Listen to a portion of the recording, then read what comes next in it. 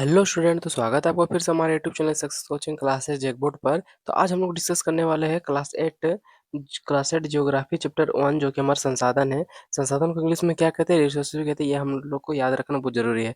अब हम लोग लेकर आए, आज हम लोग डिस्कस करने वाले शॉर्ट क्वेश्चन एंड आंसर का, क्योंकि हमारा एग्जाम का पैटर्न अब बदल चुका। आगे हम लोग का सिर्फ ऑब्जेक्टिव होता था, अब हमारा ऑब्जेक्टिव सब्जेक्टिव दोनों होगा। इसलिए हम आप लोगों के लिए शॉर्ट क्वेश्चन आंसर लेकर आए, जो हमारे एग्जाम के लिए वेरी हेल्पफुल होगा। तो चलिए हम लोग बिना वक्त गवाए अपने क्वेश्चन की ओर आगे बढ़ते हैं। देखिए, हमारा पहला क्वेश्चन है कि संसाधन किसे कहते हैं। संसाधन किसे कहते हैं? तो याद रखिएगा, जब कोई वस्तु मानव के उपयोग में आती है और उसकी उपयोगिता होती है, तो उसे क्या कहते हैं? संसाधन कहते हैं। यानी वैसी वस्तु जो मनुष्य यूज करता हो और उसके उपयोग में आता हो, उसे हम लोग क्या कहते हैं? संसाधन कहते हैं। चलिए नेक्स्ट क्वेश्चन की ओर आगे बढ़ते हैं। देखिए, नेक्स्ट क्वेश्चन में हम लोग को बोला जा रहा है, क्वेश्चन नंबर 2 में, कि संसाधन के कितने मुख्य प्रकार हैं और कौन कौन से हैं। तो याद रखिएगा, संसाधन के 3 मुख्य प्रकार होते हैं, जो निम्न है। याद रखिएगा, पहला क्या हमारा प्राकृतिक संसाधन। प्राकृतिक संसाधन को इंग्लिश में क्या कहते हैं? नेचुरल रिसोर्स भी कहते हैं। दूसरा हमारा है मानव संसाधन। मानव संसाधन को हम इंग्लिश में क्या कहते हैं? ह्यूमन रिसोर्सेज भी कहते हैं। और तीसरा हमारा मानव निर्मित संसाधन। मानव निर्मित संसाधन को हम लोग इंग्लिश में क्या कहते हैं सर? ह्यूमन मेड रिसोर्सेज भी कहते हैं। याद रखना बहुत ही जरूरी है। चलिए हम लोग क्वेश्चन नंबर 3 में आगे बढ़ते हैं। तो देखिए, क्वेश्चन नंबर 3 में हम लोग को बोला गया है, तो देखिए क्वेश्चन नंबर 3 में हम लोग को बोला गया है कि प्राकृतिक संसाधन क्या है। तो याद रखिएगा, जो संसाधन प्राकृतिक द्वारा दिए गए हैं, जैसे जल, भूमि, वायु, खनिज, वन आदि, ये सब हमारा क्या कहलाएगा? प्राकृतिक संसाधन कहलाएगा। ये अर्थात जो प्राकृतिक द्वारा निर्मित संसाधन होते हैं, उसे हम लोग क्या कहते हैं? प्राकृतिक संसाधन कहते हैं। क्वेश्चन नंबर 4 में आते हैं। तो देखिए, मानव निर्मित संसाधन क्या है। याद रखिएगा, जो संसाधन मानव द्वारा बनाए गए हैं, जैसे सड़कें, इमारतें, मशीनें, वाहन आदि, जैसे मोबाइल, ये सब क्या इंसानी ने बनाया है, तो ये हमारा क्या हो जाएगा? मानव निर्मित संसाधन हो जाएगा। चलिए क्वेश्चन नंबर 5 में आते हैं। जैसे क्वेश्चन नंबर 5 में क्या है दिया गया है कि मानव संसाधन क्या है।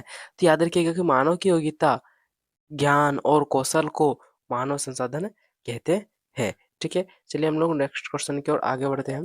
तो देखिए, नेक्स्ट क्वेश्चन जो हमारा 6 नंबर है, वो हमारा क्या है कि संसाधनों का वर्गीकरण किन आधारों पर किया जाता है।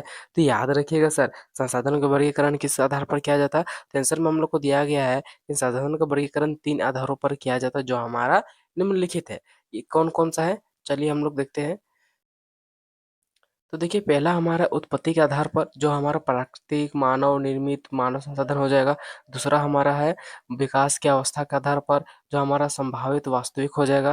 तीसरा हमारा है स्वामित्व के आधार पर, जैसे निजी, सामुदायिक, राष्ट्रीय, अंतर्राष्ट्रीय, ये सब हमारा क्या हो जाएगा? स्वामित्व के आधार पर हो जाएगा। आई होप कि आप लोग को समझ में आ रहा होगा। चलिए हम लोग क्वेश्चन नंबर 7 की ओर आगे बढ़ते हैं।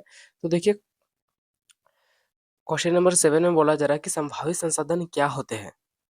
तो याद रखिएगा, जो संसाधन भविष्य में उपयोग किए जा सकते हैं लेकिन अभी उपयोग में नहीं लाए गए हैं, अर्थात जो संसाधन भविष्य में उपयोग किया जा सकता है परंतु उसका उपयोग अभी नहीं किया जा रहा है, उसे हम लोग क्या कहते हैं? संभावित संसाधन कहते हैं। याद रखिएगा। चलिए हम लोग क्वेश्चन नंबर 8 में आते हैं। तो क्वेश्चन नंबर 8 में बोला जा रहा है कि वास्तविक संसाधन क्या है। तो याद रखिएगा, जो संसाधन वर्तमान में उपयोग में लाए जा रहे हैं, वे वास्तविक संसाधन है ना। तो चलिए हम लोग क्वेश्चन नंबर 9 में आते हैं। देखिए, क्वेश्चन नंबर 9 में हम लोग को बोला जा रहा है कि संसाधनों का संरक्षण क्यों आवश्यक है। तो याद रखिएगा, ताकि ये संसाधन आने वाली पीढ़ियों के लिए सुरक्षित रह सके और समाप्त ना हो। यानी बोला जा रहा है कि ये जो संसाधन है, वो क्या हो? आने वाली पीढ़ियों के लिए, यानी भविष्य के लिए क्या हो? सुरक्षित रहे और समाप्त ना हो। इसे हम लोग क्या कहते हैं? संसाधन का संरक्षण कहते हैं। ठीक है, चलिए हम क्वेश्चन नंबर 10 में आ रहे हैं। तो देखिए, क्वेश्चन नंबर 10 में हम लोग को बोला जा रहा है सतत विकास, जिसे हम लोग इंग्लिश में कहते हैं सस्टेनेबल डेवलपमेंट क्या है। तो याद रखिएगा, ऐसा विकास जिसमें वर्तमान आवश्यकताओं को पूरा किया जाए पर भविष्य की पीढ़ियों की जरूरतों को नुकसान ना पहुंचाए, इसे हम लोग क्या कहते हैं? सतत विकास यानी सस्टेनेबल डेवलपमेंट कहते हैं।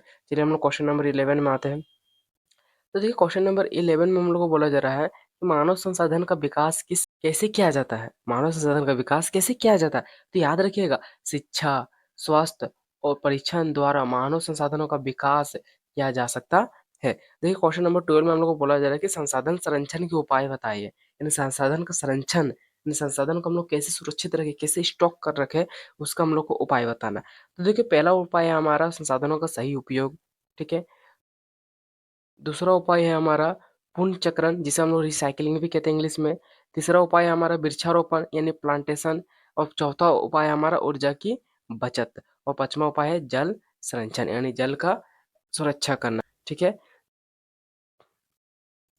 हम लोग क्वेश्चन नंबर 13 में आते हैं। तो देखिए 12 नंबर क्वेश्चन बोला जा रहा है कि जैविक और अजैविक संसाधनों में क्या अंतर है। तो याद रखिएगा, जैविक संसाधन जीवों द्वारा चीजों से जीवों द्वारा प्राप्त वस्तुओं को हम लोग क्या कहते हैं, जैविक संसाधन कहते हैं। जैसे यहाँ पे लिखा हुआ है कि जीवित चीजों से प्राप्त, है ना। तो इससे जिसका जैसे हमारा हो जाएगा पेड़ पौधे जानवर। और अजैविक संसाधन क्या भैया देखते हैं, तो देखिए निर्जीव चीजों से प्राप्त यानी निर्जीव वस्तुओं से प्राप्त को हम लोग क्या कहते हैं, अजैविक संसाधन कहते हैं। जैसे पानी मिट्टी खनिज, ये हमारा क्या हो जाएगा, अजैविक संसाधन का उदाहरण हो जाएगा। तो चलिए हम लोग क्वेश्चन नंबर 14 में आते हैं। तो देखिए क्वेश्चन नंबर 14 में बोला जा रहा है कि नवीकरणीय और अनवीकरणीय संसाधनों में अंतर बताइए। तो याद रखिएगा कि नवीकरणीय संसाधन किसे कहते हैं, कि जिन्हें पुनः प्राप्त किया जा सकता है। जैसे हवा जल ऊर्जा, ये सब हम लोग क्या कर सकते हैं, पुनः प्राप्त कर सकते हैं और निश्चित समय में प्राप्त कर सकते हैं। इसे हम लोग क्या कहते हैं, नवीकरणीय संसाधन कहते हैं।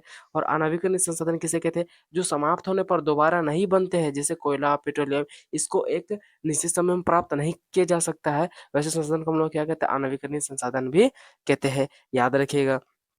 चलिए हम लोग नंबर 15 को और आगे बढ़ते हैं। तो देखिए संसाधनों का संतुलित उपयोग क्या है। तो याद रखिएगा, संसाधनों का ऐसा उपयोग जिसमें व्यर्थ नष्ट ना हो और सभी के लाभ के लिए उपयोग किया जाए। यानी संसाधनों को व्यर्थ में वेस्ट ना किया जाए और सभी के लिए यूजफुल हो, उसे हम लोग क्या कहते हैं, संसाधनों का संतुलित उपयोग करना कहते हैं।